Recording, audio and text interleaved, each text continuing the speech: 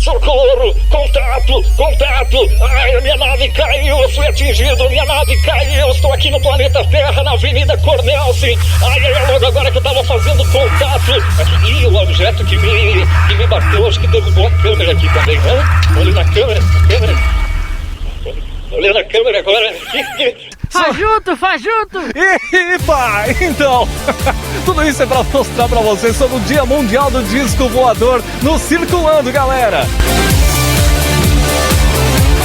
Sensacional, galera do Circulando. Até eu fiquei com medo depois dessa. E tá bom, tudo isso foi para te falar do Dia Mundial do Disco Voador. Dia 24 de junho comemoramos o Dia Mundial do Disco Voador. Foi a primeira aparição de disco voador no mundo. O primeiro contato, digamos assim, né? No dia 24 de junho de 1947, o aviador Kenneth Arnold, ele voava próximo ao Monte Rainier, no estado de Washington, nos Estados Unidos, onde avistou 9 objetos estranhos voando em sua região. Bom, na verdade ele estava em seu próprio avião. Ele estava fazendo buscas de uns destroços, que tinha uma recompensa lá para quem encontrasse os destroços. Ele fazendo essas buscas, avistou luzes à sua frente. Achou estranho, pensou que fosse apenas um reflexo, porque era um dia ensolarado. Mas logo, após algumas conferências, percebeu que não era simples reflexos, e sim são várias luzes em torno de 40 quilômetros na sua frente. Bom, ele ficou abismado com aquilo e aí sim deu um belo de um contorno para verificar o que era. E aí sim constatou, eram luzes totalmente estranhas, coisas totalmente estranhas. Bom, aí ele mandou sinal para a torre, enfim, fizeram vários contatos lá. E logo que ele pousou, ele fez lá os seus cálculos sobre a distância que estava e sobre também a velocidade, e chegou à constatação de que tudo aquilo, sabe qual a velocidade que aquilo estava passando? Estava numa velocidade supersônica de 2.700 km por hora, algo inimaginável naquela época, em 1947. Bom, mais tarde, alguns dias depois, ele dando uma reportagem em um jornal local, ele falou que aquilo tudo era como se fosse uma espécie de pratos que estava sendo jogado sobre a água, entendeu? Por isso disco voador. Bom, marcou então, dia 24 de junho de 1947, a primeira aparição de objetos estranhos, objetos não identificados. Daí sim comemora-se o Dia Mundial do Disco Voador. Bom, será que podemos comemorar? Sim ou não? Galera, bom, a partir de agora, no Circulando com a Litorânea, vamos conferir o que há na nossa região. Nós estamos aqui, ó, Avenida Cornelsen. Avenida Cornelsen é a avenida de acesso a Itapoá. Nessa avenida tem altas histórias aqui. Confere aí no Circulando.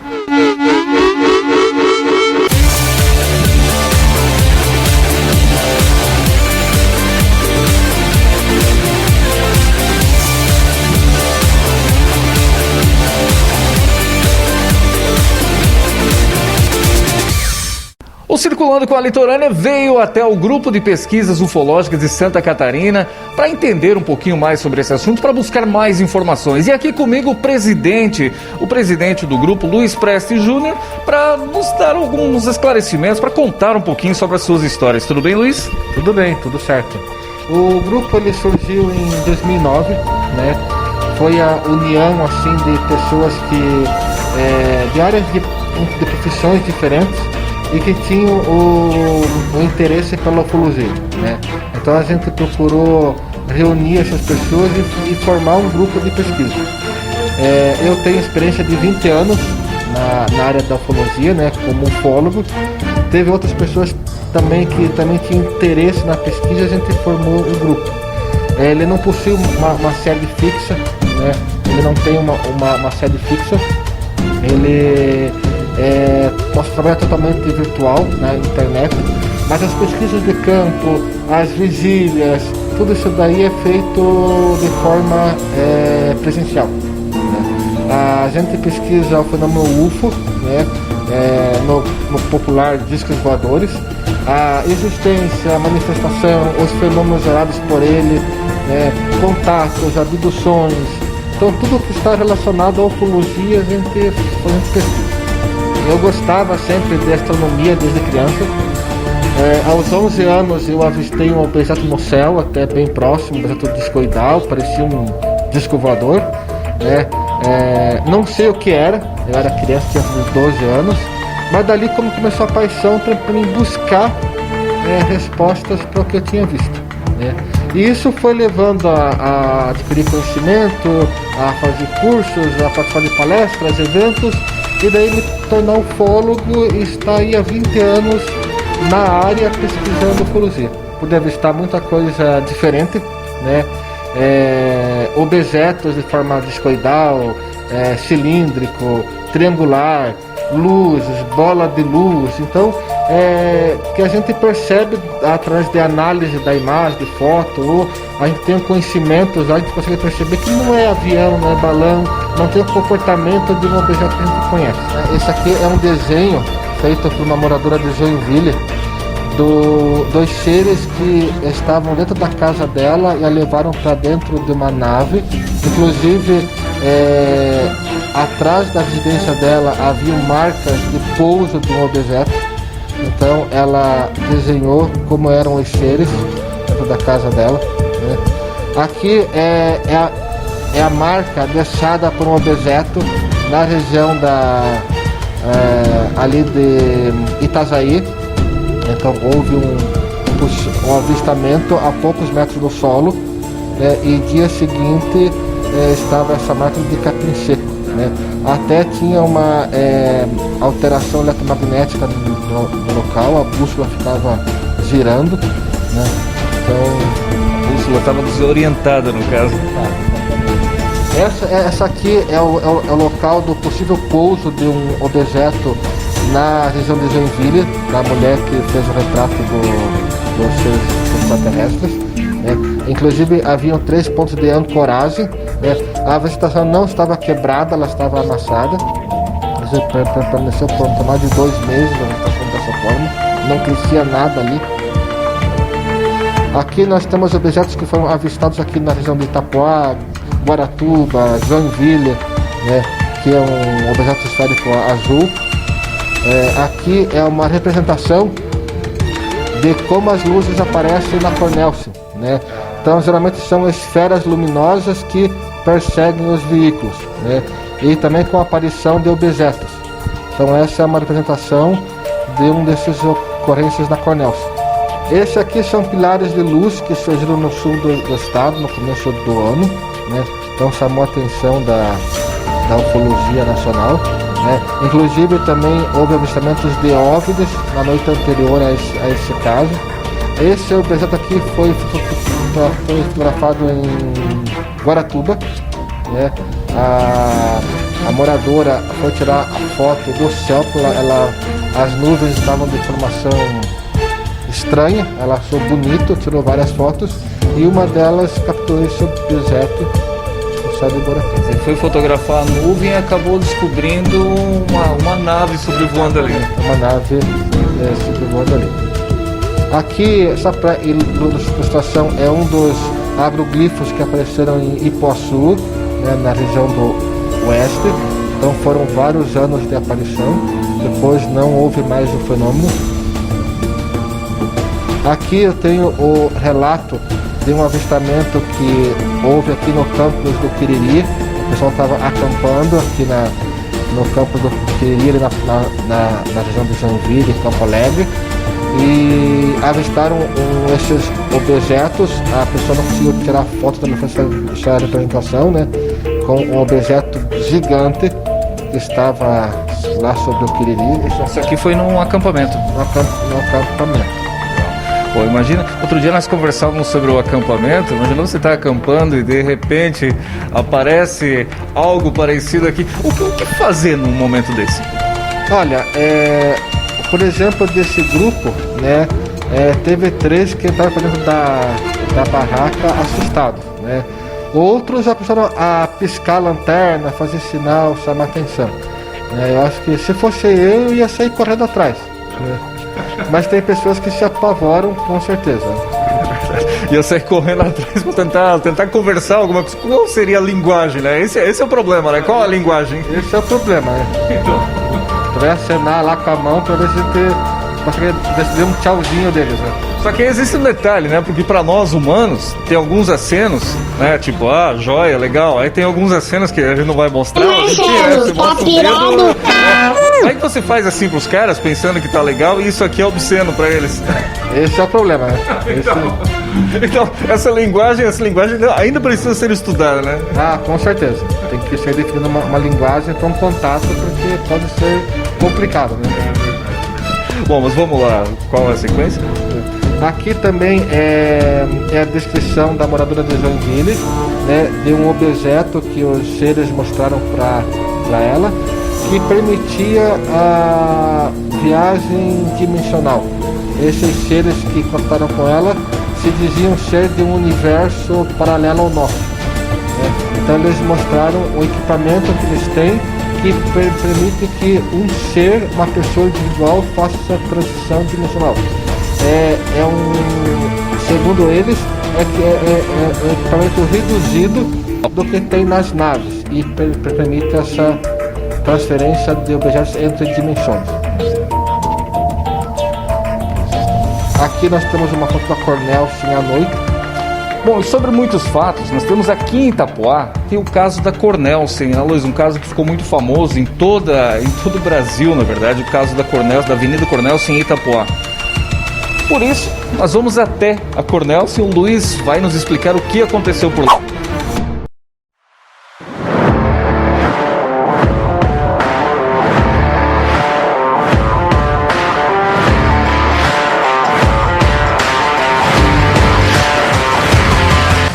Nós estamos aqui no posto de combustível da Avenida Cornelsen. Bom, eu tô aqui com o cara que abastece as naves.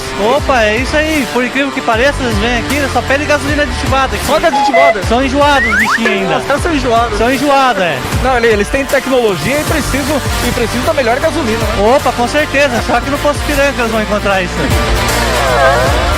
E que tal o nome? Elas foram abduzidas na prova. Foi abduzidas. Aqui. É aqui, nessa maquininha que os ETs passam no cartão. O ET paga o combustível com cartão de crédito ou débito? Os dois. Você já viu algum ET passando na rua? Não. Então, chegamos na Avenida Cornelsen. Esta Avenida Cornelsen, ela é temida por muita gente, Luiz. Exatamente. Temida porque aqui ocorrem, assim, fenômenos bem estranhos, né? Desde esferas luminosas que aparecem em torno de 1 metro do asfalto e seguem veículos. Também há a aparição de naves já... A esfera... o motorista está dirigindo o carro. De repente olha no retrovisor, tem uma luz acompanhando. Exatamente. Não é outro veículo. Não é outro veículo. O que todos relatam para nós, né?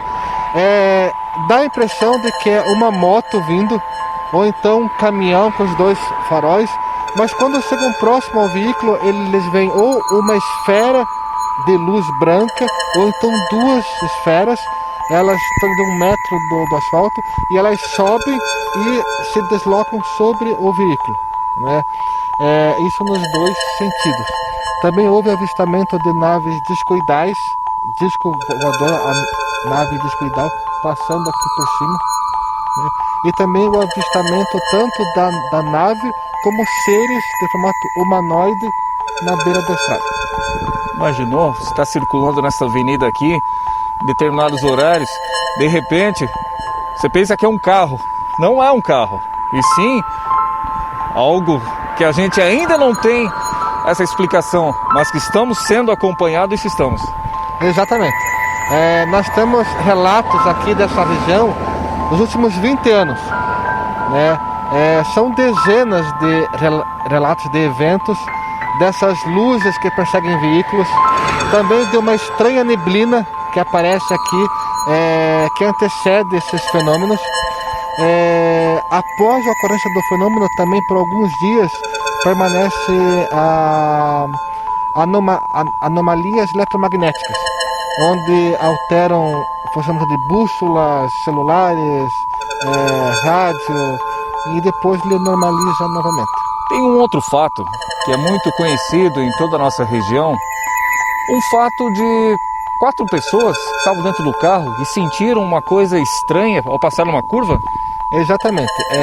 Ocorreu na verdade, nessa curva aqui da frente, elas estavam retornando de Guaratuba, e ao fazer a curva e chegar próximo a esse local, o carro retornou à posição antes da curva.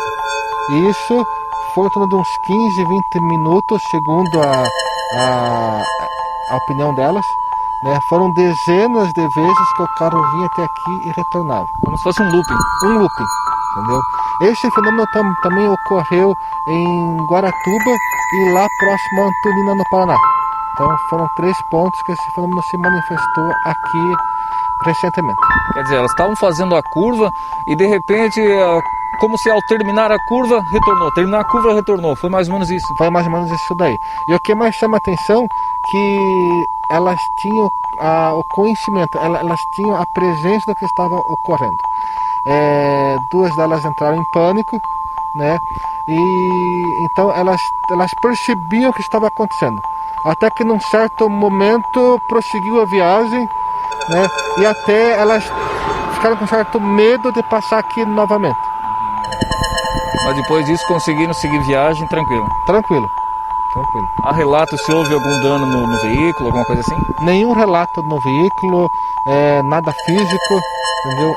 Somente é como se elas tivessem ficado presas de alguma forma na posição ali, aquele looping temporal.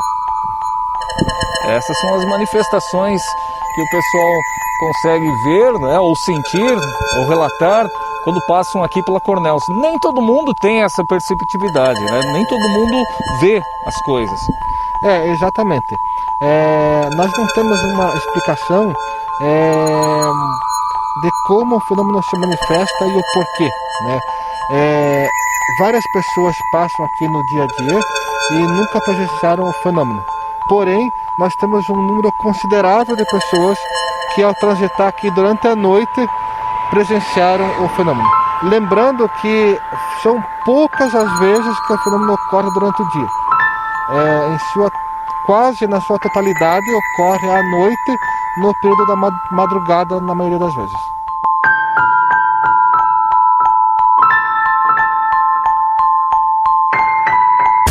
Bom, e seguindo na Avenida Cornélio, agora nós chegamos aqui na oficina, na borracharia, enfim, as naves espaciais param aqui, é isso? De vez em quando para alguma coisa aí, precisando de socorro aí. Meu caramba. Pronto para atender, né? Estamos aí para isso. Quantos discos voadores você já consertou aqui? Olha, disco voador eu não sei, porque é difícil identificar o que é um disco voador, mas alguma coisa parecida com isso sempre aparece aí, beleza?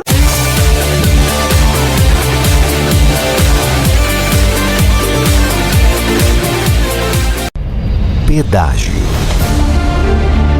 Alguém já ouviu você? A Assembleia ouviu e realizou audiências públicas por todo o estado. E seguindo o desejo dos paranaenses, se posicionou firmemente e de forma unânime contra a nova licitação no modelo híbrido, exigindo um pedágio sem outorga com a menor tarifa e garantia de obras. Porque é ouvindo a nossa gente que construímos um Paraná mais justo. Frutas e verduras, mais barato vem que dá. Carnes de qualidade pra você aproveitar. Vai lá, Bahia Azul Supermercados. Vai lá, atendimento personalizado. Vai lá, Bahia Azul Supermercados. Vai lá, no litoral mais barato. Bahia Azul, o mais barato do litoral. Bahia Azul. Quer saber minha receita de beleza? Nova linha umectante. Hidratação máxima, nutrição profunda e reparação dos danos. O óleo mais querido dos cabelos, agora com a receita Bioextratos. Chegou a segunda parcela do Auxílio Emergencial 2021. Para ver os calendários de pagamento e saque, acesse auxilio.caixa.gov.br. As datas seguem o mês de aniversário dos beneficiários. Para quem é do Bolsa Família, nada mudou. O calendário continua seguindo o final do NIS. E não se esqueça, você pode fazer tudo no Caixa Tem, sem filas e aglomerações. Dúvidas? Acesse o site ou ligue 111. Caixa, o banco de todos os brasileiros. Governo Federal.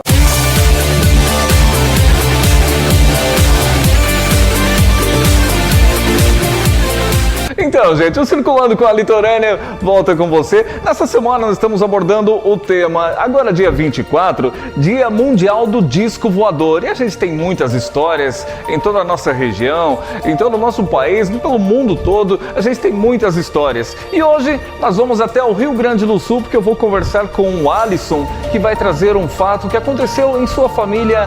Alisson, tudo bem, Alisson? Tudo bom. Como é que tá, Marcelo? Tudo bom, certo, tudo ótimo. Então, falamos sobre disco voador, falamos sobre... Aqui na nossa região, tem uma avenida que corta a nossa região aqui, que o pessoal costuma ver muitas coisas durante a noite, ou até mesmo durante o dia. Então, e aí tivemos informações também de que no Rio Grande do Sul aconteceu um fato muito interessante em 1958. Certo, Alisson? Isso, então, essa é a história que aconteceu com meu avô. Ele era fotógrafo ambulante e ele tinha que, como a cidade era pequena, Sarandi tinha menos de 2 mil habitantes, né? E ele tinha que dar um jeito de conseguir arrecadar a verba, né? Então ele pegava sua câmera fotográfica e botava dentro de uma mochila e ia pro interior. Daí aquelas fotos tradicionais de família, que tu vê assim o vô, a avó, e daí todo mundo bonitinho, e depois acaba que no final virou uma pintura, né? E é um pouco da história também da família, né? Ele contava isso. Então, a partir daí, ele conseguiu encher na época era filme, né? Não é que nem hoje, cartão e tudo mais. Aí você batia, tinha tantas poses no filme, levava pra revelar, e aí sim você descobriu o formato que estava a foto, né? Exato. Esse era como funcionava na época. Exato. E ele deu sorte de conseguir encher o filme e tava voltando pra casa. E numa altura, assim, tava já no final da tarde, ele, na orla de um mato, ele avistou um objeto voador, de mais ou menos uns 30 metros de diâmetro. Ele relata que seria como se fosse uma espécie de disco, que hoje em dia a gente acaba conhecendo, já está bem disseminada na cultura popular a ideia do disco, né? Tanto que é algo assim, né? Então... exatamente, isso mesmo. Isso aí já está disseminado, né? Hoje em dia todo mundo já conhece, né? E daí ele ficou abismado, ficou curioso e foi chegando perto, né? Ele falou... Na época se falava muito do ouro e metais que o pessoal pegava e escondia nos matos, né? E ele viu que tava brilhando demais, ele ficou encucado com aquilo e foi chegando perto. Quando ele chegou perto, ele viu que não era bem o que ele tava pensando. Muito corajoso, hein? Corajosíssimo. E daí, quando ele se deparou assim, ele viu um vulto de duas pessoas e um forte jato de luz foi jogar nele e ele acabou desmaiando. E quando ele acordou, ele já estava dentro de uma pequena sala, né? Nessa salinha ali, ele relata que era muito pequena, mas ao mesmo tempo parecia que seria muito grande, entendeu? Muito da perspectiva que ele estava sentindo no momento. E ele, como tentou se comunicar, as pessoas entravam e saíam da sala, não falavam nada e só olhavam para ele, e isso se passou um tempo, né? Depois disso, acontece que ele acaba sentindo que a nave, na real, ele não sabia que era uma nave ainda, mas eu falo assim já por ter lido inúmeras vezes e contado a história inúmeras vezes. Ele sente que a nave para e eles começam a fazer um processo para ir descer, né? Entrega o material, uma roupa para ele se troca, e quando ele sai para fora, ele se depara com... Ele não soube nem dizer, ele pensou que ele tinha sido sequestrado, ou não sei para onde que tinham levado ele, mas ele estava num lugar totalmente diferente de onde que ele imaginava que ele ia estar, sabe? Porque ele tomou uma luz e do nada tu acaba no meio de uma cidade gigantesca. E ele vai explicando como é que é a kart, ele relata coisas muito interessantes que em 58 nem se imaginava, coisas que assim, por exemplo, hoje em dia é tão comum para nós como...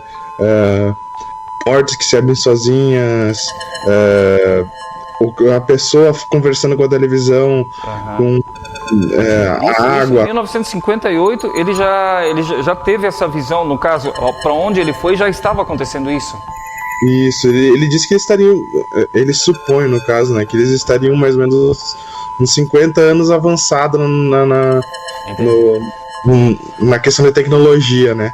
Uhum. Hoje, eu não imagino como é que eles estão hoje, né? Se eles estão vivos ainda, porque ele também relata que o planeta deles chegou muito perto da destruição por causa de guerras e por ganância por poder e tudo mais, e chegaram bem perto da destruição através de bombas atômicas. Então, em dia 14 de maio de 1958 ele foi abduzido. Ele ficou 9 dias fora, que a nossa família simplesmente não notou a falta dele. Por quê?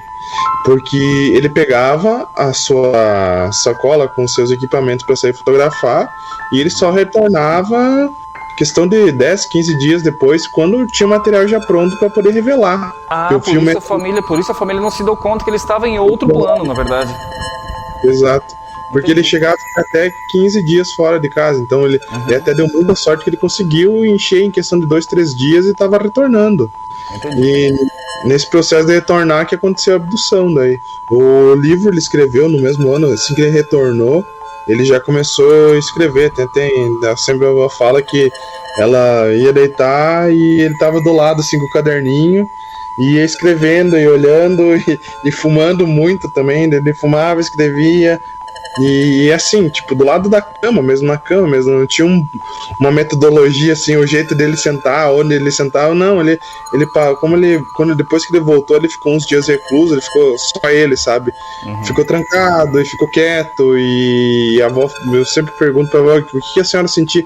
Aí eu senti que ele tava mais quieto, e essas coisas assim, tipo, depois que se passou um tempo, ele terminou de escrever o livro, que ele veio e falou, tá aqui, dá uma lida nisso aqui, isso aqui que me aconteceu. E daí foi isso que a história do vô chegou ao ouvido de gente aqui da nossa cidade, padres, políticos, pessoal da área de todas as áreas, sim, pessoas influentes na comunidade, e quando contaram isso pra ele falou, não, vamos dar um jeito de publicar isso aí. E foi feita uma espécie de... Hoje em dia a gente chama de vaquinha, né? Na época, cada um doou um pouquinho e fizeram a tal da vaquinha, né? E acabaram publicando o livro, só o primeiro livro, em português. Foi publicado em 1967. Foram 1.000 ou 2.000 exemplares, se eu não me recordo direito. E desde então a gente não deixa morrer a história, tu entende? A gente continua, digamos assim, contando a história do vô. Eu nunca me neguei a falar sobre a história do vô. Eu sempre que as escolas aqui da cidade me convidam, eu vou lá e falo. Desde que aconteceu o fato com o vô, quem era nascido na época, em 58, era minha mãe e meu tio. E o que aconteceu foi que as crianças, adultos e todo mundo hoje em dia a gente conhece como bullying, né? Na época mexiam muito com minha mãe, com minha tia, com meu tio, com todo mundo da família, e acabavam fazendo piada sempre, né? Alisson, obrigado por suas informações, obrigado por estar junto com a gente trazendo as informações. Um grande abraço para você e toda a sua família aí. E vamos lá, continuamos nos estudos, né? Continuamos nos estudos para ver o que a gente vai descobrir para frente aí, né? Estamos ainda procurando aqui lá fora. A qualquer momento você pode estar descobrindo, né, Marcelo? E tá certo, vamos continuar ligado, né? Acompanhando as movimentações aí na Terra e fora dela também. Alisson, grande abraço, obrigado por estar junto com a gente. Valeu, tchau, gente, valeu. Tá aí, então, fomos até o Rio Grande do Sul conversar com o Alisson, ele que em 1958 teve seu avô abduzido. Bom, e segue o Circulando com a Litorânea, que tem mais informações para você. Há muito mais mistérios entre a Terra e o espaço do que nós imaginamos. Eu vou chamar aqui para trazer mais informações uma pessoa que entende muito do assunto. Vou chamar aqui o Ademar José Gevaerd, ele ufólogo, editor da revista UFO de Curitiba, ele que tem muito conhecimento nessa área, deu muitas palestras no Brasil inteiro, em outros países também, né, compartilhando, na verdade, esse conhecimento. Olha, eu sou pesquisador desse fenômeno dos discos voadores desde a adolescência. Eu pesquiso ocorrências de avistamentos, já estive pesquisando aí no litoral do Paraná, eu pesquiso casos de abdução, de agroglifos e de outros fatos relacionados com a existência de outras formas de vida interagindo conosco.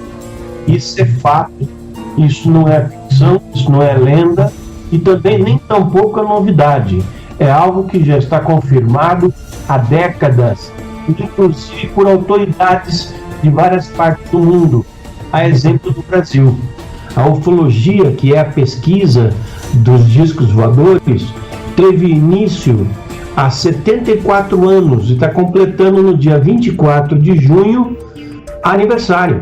E esse aniversário é um aniversário muito celebrado pelos ufólogos, em especial nesse ano, porque o Pentágono nos Estados Unidos prometeu no dia 25, talvez 26, fazer a revelação de fatos que já são de conhecimento dos militares americanos há décadas. Podem ser fatos muito contundentes, que vão surpreender até mesmo os ufólogos. Nós estamos no aguardo desses acontecimentos. Eles contemplam avistamentos de UFOs por militares da aeronáutica, da marinha, inclusive militares embarcados em aviões a jato atualíssimos e com filmagens dos objetos. Então é algo que pode vir a surpreender e até em alguns casos chocar pela natureza dos avistamentos, dos acontecimentos. E tem ideia de que o Brasil foi o primeiro país do mundo, em 1954, a admitir que discos voadores existem e têm origem fora da Terra. Isso foi em 1954. O Brasil, em 4 oportunidades diferentes, pesquisou discos voadores. Nós sabemos que o Sol tem 10 planetas e um desses planetas tem vida inteligente, que somos nós. Se isso se repetir em apenas 10% da galáxia, nós já teremos 20 bilhões de planetas habitados. Se isso acontecer em 1% da galáxia, serão 2 bilhões de planetas habitados. E sabe quantas galáxias os astrônomos estimam que existam no universo? 3,2 trilhões de galáxias.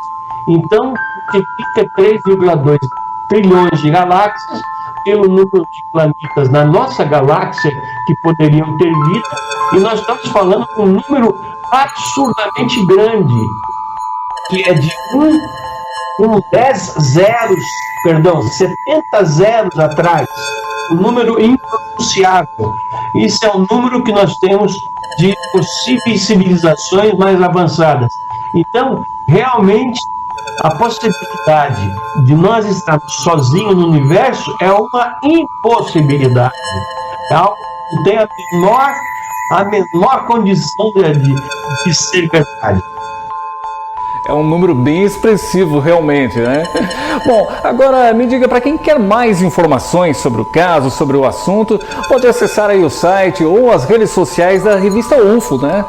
Nos conte sobre a revista UFO, como é? A revista UFO foi fundada por mim nos anos 80. Ela está beirando 40 anos de idade, é a revista de ufologia ainda impressa, com circulação em bancas mais antigas do mundo. O nosso site é ufo.com.br.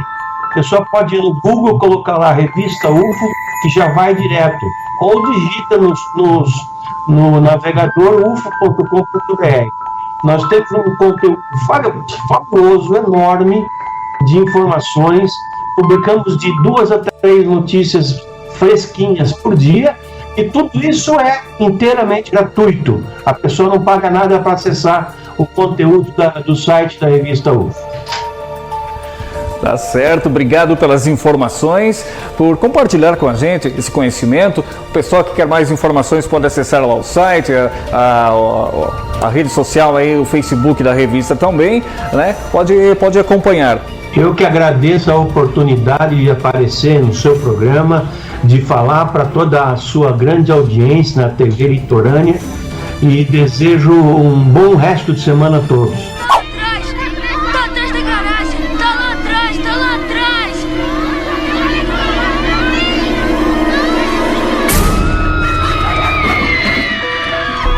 Eu estou aqui com o Yuri Roger, entusiasta do GEPUSC, o grupo que faz estudos, e ele tem alguns casos para nos contar também, né, Yuri? Tudo bem? Tudo bom, Marcelo? Boa tarde. Primeiramente, queria agradecer pelo contato, agradecer ao Luiz pela indicação e parabenizar por esse dia aí, bastante admirável por minha parte. Por todos nós, né? Por todos nós, o Dia Mundial do Disco Voador, Dia Mundial que descobrimos que tem outras vidas, né? Outros seres além de nós aqui na Terra. Nós que somos entusiastas e que admiramos e gostamos e sabemos, né? De acordo com alguns fatos concretos, a gente gostaria que eles ficassem mais próximos de nós aqui, que aparecesse aqui pra gente. Primeiramente, eu tive algumas observações bem diferentes e fora do comum relacionado a avião, balão meteorológico, satélite. E baseado nessas observações, eu fiquei mais atento e passei a filmar. E quando eu cheguei a conseguir ter algumas filmagens mais nítidas, eu procurei o Luiz, que é um membro do GEPUSC, né? O grupo de pesquisas de ufológica de Santa Catarina, e encaminhei esses vídeos para ele, justamente porque ele já é mais especialista, para ele dar deixar mais claro o que eu estava vendo e tirar certas dúvidas que permeavam minha mente. A partir desse contato que eu tive com ele, ele fez uma avaliação nessas filmagens e comprovou de fato que se tratava de um OVNI, que é objeto voador não identificado. E a partir disso, eu comecei a ter um olhar mais crítico e mais clínico no que eu observava aqui no céu. E diante dos estudos e pesquisas, observei também que aqui nessa nossa região tem bastante aparições desses objetos não identificados. Bom, essas informações que o Yuri está nos passando foram vistas aqui, em Itapuá, no céu de Itapuá. No céu de Itapuá. Nesse céuzinho abençoado aqui nosso, né? Então. Mas tem informações em toda a região aí também? Tem, em toda a região. O Luiz, ele é mais específico em relação a essas aparições, então ele sabe dizer mais certamente os pontos com maiores aparições aqui na região. Mas eu te confirmo que onde nós estamos aqui é um lugar na qual aparece bastante. Ô louco, deixa eu dar uma olhada aqui, será que não... Não, né? Nesse momento não. Quem sabe eles estejam aqui conosco, né? Então, é verdade. Eles costumam aparecer de dia, à noite, madrugada, como é que é? Olha, eu costumo ver no início da noite, só que é o horário que eu mais observo o céu. Então pode ser que sejam outros horários que eles apareçam certamente, ou não, né? Porque eu já observei ao dia, já observei no início da noite e na madrugada. Então acredito que não tem muito assim horário tão específico. Quando é lua cheia e minguante, fica bem melhor de se observar. Tá, então, gente, finalizando o Circulando com a Litorânea, aqui com o Yuri em Itapuá, que nos acrescentou mais informações. Gente, não estamos sozinhos, hein? Não estamos sozinhos nesse planeta. Não habitamos sozinhos, estamos em constante coletividade com outros seres. Tá certo, gente. Nos encontramos no próximo programa com muito mais. Grande abraço, gente. Valeu!